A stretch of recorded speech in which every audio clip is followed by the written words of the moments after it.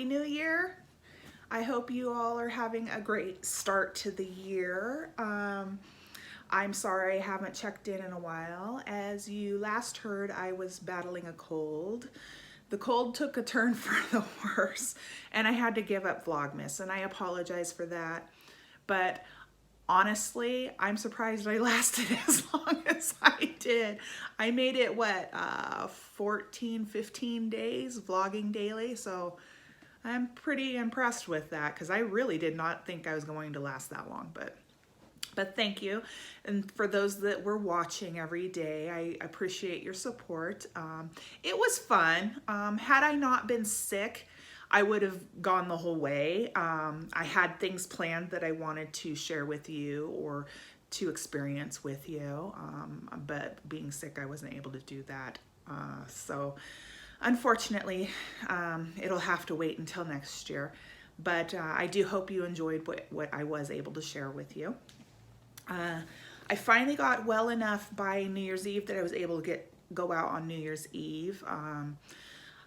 I'm really happy because I had cabin fever really badly. I hate getting sick, but that cold, and that's the thing, it wasn't even the flu or anything. It was just a cold and I didn't have a cough either. It was just all in my head. It was just congestion. My eyes were swollen.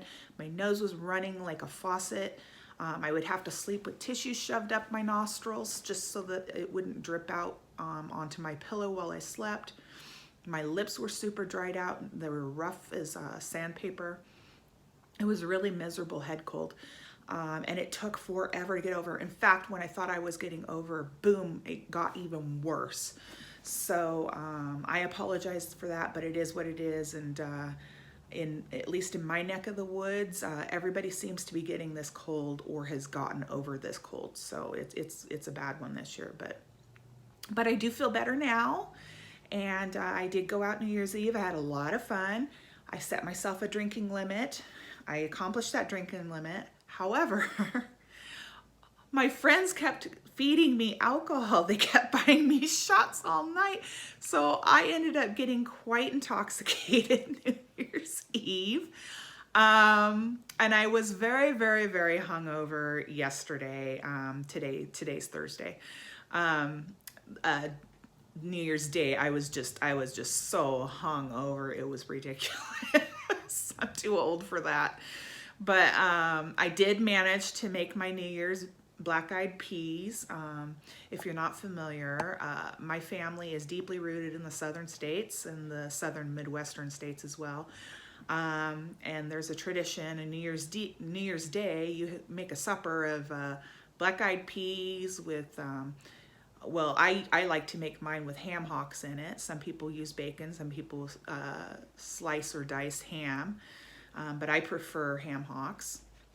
And onion, and you just cook those peas, and then I make cornbread, and some people will have their collard greens with it or okra or something like that.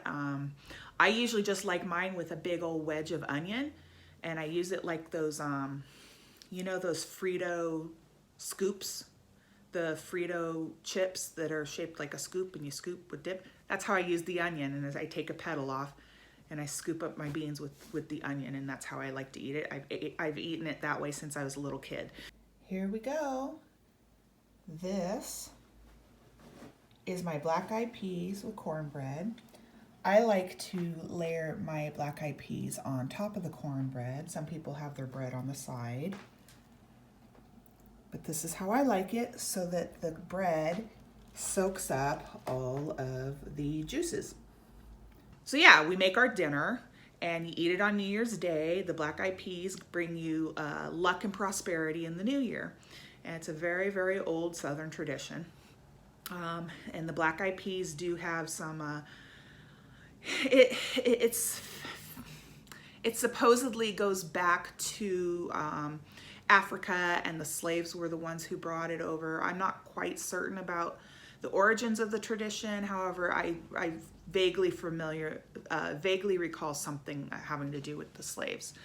But anyway, so yeah, it's a Southern tradition. You have black-eyed peas on New Year's Day, and I did. So I should continue to be wealthy and have lots of luck, just like every other year. But speaking of, today, I actually had a pretty bad day. Chauncey had a flare up today, and I had I had spent most of the day on the phone calling around to different organizations and whatnot, trying to get help, explaining my situation with the vet, how I'm trying to pay down my previous pet's vet bill so that she can be seen. I had recently had a very big cut in income, and that has affected the speed at which I could repay my vet. Although I am still paying him every month, I had actually expected to be paid off in October, and that just didn't happen. So yeah, so I called around, explained the situation. I could not find any help, and I was actually at my very, very, very, very last choice of I was considering building a GoFundMe page just to get the balance of my vet bill paid, which is about $400, paid off, so that I could get Chauncey into the vet. And I'm a very proud person, and I don't like to ask for help from people, and I don't like to ask for money from people. So that, like I said, that was just my last chance of getting, her into a vet, was to do a GoFundMe. But then my vet called me back not a few minutes, about an hour ago. I spoke to my vet directly, not his staff. And I explained the situation. I said, I'm 90% sure it's a flare-up of the same condition that you had already diagnosed her with. The symptoms are identical to the last time she had a flare-up. I said, I just need her to get in and be seen so she can get the antibiotics. And so he did. I pled my case with him. I said, I've been making my payments every month. This is the only time I've ever had to make a payment arrangement. The last time she was seen, the bill was over $1,000, and I paid it. I paid it in cash. I said that this just took me off guard when Gandalf needed the emergency care and needed to be put down. So that took me off guard. I didn't have savings for the pet care, and because Chauncey's previous vet bill had wiped out my emergency vet care fund. So I pled my case with him, and he finally agreed to allow me to bring Chauncey in. So Chauncey has an appointment tomorrow at noon. I told him I can come in anytime, and I said, but the TTC doesn't allow dogs during rush hour, so it has to be after 10 a.m. So he said, come in at noon. So Chauncey's finally going to the vet, guys. I know a few of you have been wondering about her, and you do ask me, and you voice your sympathy and concerns and support and well wishes and thoughts and prayers and all of that stuff, and I so appreciate it. You don't even have any idea how much that means to me, that you care that much. But yes, she is finally going to the vet tomorrow. I'm so happy, you guys. Seriously, I'm so happy. I'm so happy. After I spoke to the vet, I got on the phone with my sister because I just needed to let out all of that stress and frustration, anxiety, and I got on the phone. I just sobbed. I just sobbed with my sister on the phone, even though it's like midnight where she lives. She lives in Amsterdam. It's like midnight there, but I got on the phone and I just sobbed and let all that stress out that's been like a pressure keg, just building up and building up and building up over the months that Chauncey's been ill. And she's like, let it all out, honey. But yeah, so yay, it's a big relief. It's a big, huge burden off of my shoulders now, that I know that she's going to get the care that she needs. So yeah, I wanted to share that. So it looks like the New Year's, those beans are working. The New Year's off to a good start. So let's keep that momentum going. I do have some other things planned for the year. I haven't discussed it yet. I might go into further detail on another vlog, but I am considering a career change, and there's an organization here in Toronto that's specifically geared towards women, especially women that are of a certain age or that are changing careers and need help, or are new to the country and need help and guidance, and it's just services for those kind of people. So I qualify obviously based on the age thing. Look at my gray hair.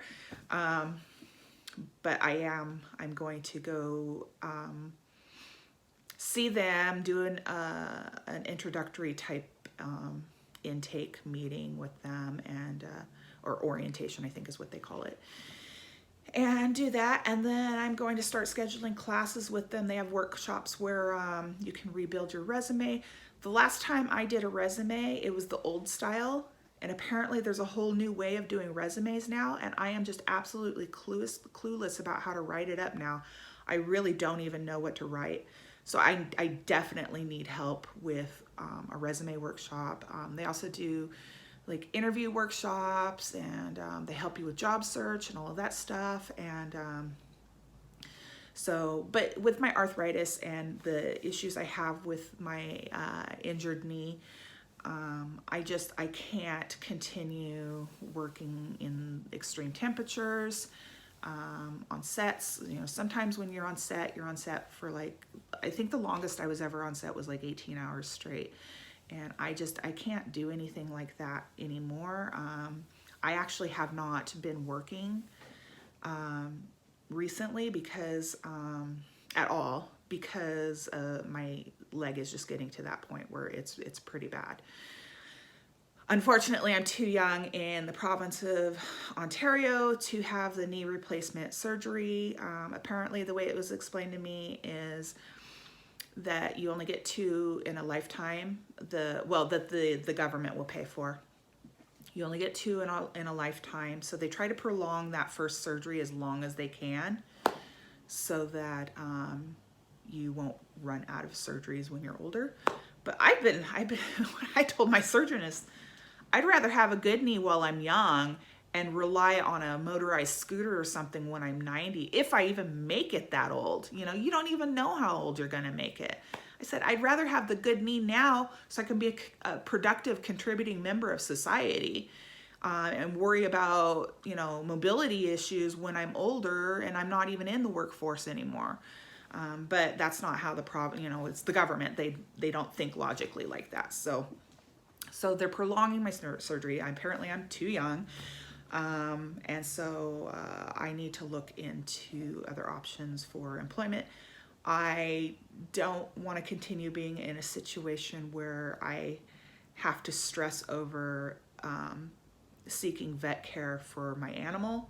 She deserves better than that. And so I'm going to have to make changes to make sure that I can ensure, you know, I can live meagerly. I have my whole life. I was born into poverty. I've lived in poverty my whole life. But I something needs to change. I can't do this anymore. I absolutely can't, especially with the cost of living in Canada, coupled with the highest rent in the country in Toronto. I can't do this. Like, I'm literally one paycheck from homelessness, and most people in Toronto are.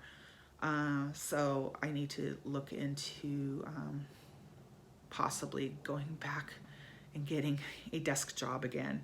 I really don't want to. Oh my gosh, I really don't want to. I did not enjoy working in an office. But you got to do what you got to do. I got to put my big girl panties on and get it done. So I'm going to be looking into signing up with that agency and getting help re-entering the workforce, finding an office job and whatnot, rebuilding my resume, that kind of thing. So that's another thing coming in the new year. I said I wasn't sure if I was going to talk about it, but I just did. Anyway, and I have some other things planned for the new year, but I won't go into it right now. But excuse my itch.